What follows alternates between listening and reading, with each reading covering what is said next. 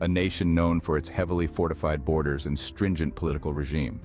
This mysterious land, under the iron fist of the Kim dynasty, has been the subject of global curiosity and concern for decades.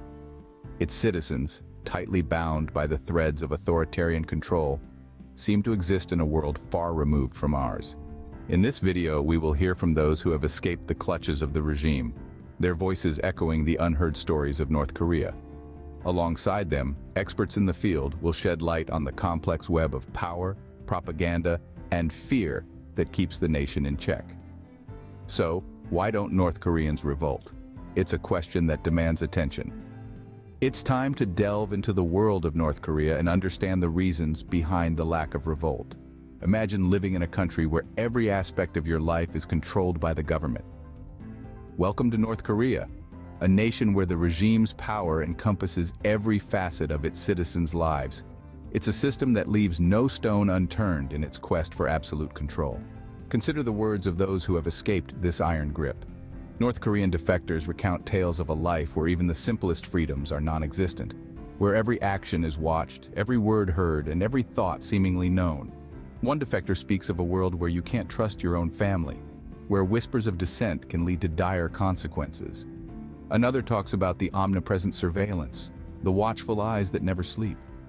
Yet another describes the constant fear, the gnawing dread that any misstep, any deviation from the state-sanctioned path could lead to their world collapsing in an instant. The state's control extends far beyond the physical. It seeps into the minds of its citizens. North Korea has mastered the art of information control. The state decides what its people know, what they learn, and how they think. This is a world where the internet is a foreign concept, where the only news is state news, and where history is written by the rulers. Let's not forget propaganda, a powerful tool in the regime's arsenal. It's a constant, relentless stream of messages, painting a picture of an infallible leadership, a prosperous nation, and enemies lurking in every corner. It's a narrative that reinforces fear, obedience, and dependence on the state. And then there's the fear. The fear of the labor camps, the public executions, the brutal reprisals. It's a fear that's instilled from an early age, a fear that's as much a part of their lives as the air they breathe. In this world, the regime's control is absolute, its reach unbounded. The citizens are trapped in a web of fear, surveillance, and propaganda from which there seems to be no escape. Here, the fear of punishment is greater than the desire for freedom. In the digital age, information is power. But what if that power is denied to you? Imagine living in a world where you're disconnected from the global community, a place where the internet is a foreign concept, and foreign news is a dangerous luxury. This is the reality for the people of North Korea. The regime's control extends beyond physical boundaries, reaching into the realm of knowledge and information. Experts on North Korea often highlight how the state maintains an iron grip on information, creating a pervasive sense of isolation. They explain that the North Korean government systematically restricts its citizens' access to the outside world. There are no independent media outlets, the internet is heavily censored, and international calls are monitored. This isolation is not accidental, it's a deliberate strategy to maintain control. This isolation affects the citizens' perception of the world and their own situation. When you're isolated, your world becomes smaller, your perspective narrower. You become more susceptible to the narratives that are fed to you because there's no counter-narrative to challenge them. The citizens of North Korea are trapped in a bubble carefully crafted and maintained by the regime. Moreover, the isolation also hinders the citizens' ability to organize and resist. Without access to unfiltered information and the means to communicate freely, it's difficult to challenge the status quo, let alone dream of a different future. In many ways, the isolation is a psychological prison, as much as it is a physical one.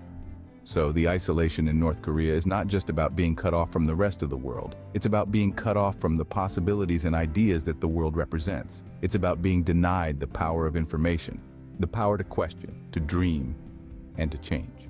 In the absence of information, the desire for change becomes a distant dream. Imagine a world where the truth is what the government says it is. In North Korea, this is not just a flight of fancy, but a stark reality. Propaganda is a key weapon in the arsenal of the North Korean regime, used to exert control over its citizens and shape their perception of the world. Propaganda in North Korea is a constant, pervasive presence. It's in the newspapers, on the radio, in the classrooms, even on the walls of homes. The narrative is tightly controlled, with the government as the sole purveyor of truth. The regime paints itself as a benevolent guardian, protecting its people from the evils of the outside world, while promoting a sense of nationalistic pride and unity. But what is it like to experience this kind of manipulation firsthand? To answer that, we turn to the voices of those who have lived it. Defectors from North Korea share personal experiences of the propaganda they were exposed to.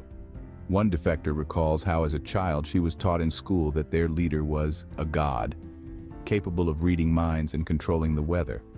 This kind of indoctrination, starting from a young age, creates a reality where questioning the regime is not only discouraged, but unthinkable. Another defector speaks of the constant barrage of anti-Western sentiment, portraying other nations as enemies to be feared and distrusted. This fear, combined with the glorification of their own leaders, creates a perfect breeding ground for loyalty and compliance. Yet another recalls the stark contrast between the government's portrayal of a prosperous nation and the harsh realities of life in North Korea. However, with no access to alternative sources of information, many are left with no choice but to accept the government's narrative as truth. Propaganda in North Korea is not just about controlling information. It's about shaping reality, creating a world where the regime's word is law, and dissent is a distant dream. In North Korea, propaganda isn't just a tool of control, it's the reality. Despite the bleak picture, hope is not entirely lost. In the seemingly impenetrable fortress of North Korea, there are subtle signs of change. Whispers of discontent are growing among its citizens, as information continues to seep through the cracks of the once unassailable walls of isolation. These signs are not blatant, they are not loud, but they are there, and they are growing. Imagine a society where the only narrative is one that is carefully controlled and manipulated by those in power. Now, imagine that narrative beginning to crumble as alternative truths find their way into the minds of the people. That's what's happening in North Korea. Information leaks are becoming more frequent, and this is significant. It's a crack in the dam, a chink in the armor. These leaks are not just about the world outside North Korea, they are about the regime itself. They expose the lies, the corruption, and the brutality. With each leak, the regime's facade of infallibility is eroding, and the seeds of doubt are being sown in the minds of its citizens. To understand the potential implications of these changes, we turn to the voices of experts who have studied the regime extensively. They remind us that revolutions are not born overnight. They are a slow burn, a gradual awakening. They're born out of desperation, yes, but also out of hope. Hope for a better future, hope for freedom, hope for change. The growing discontent among North Koreans, fueled by an increasing awareness of the world outside and the injustices within, could very well be the kindling for this slow burn. It's a delicate, fragile thing, this hope for change, but it's there and it's growing.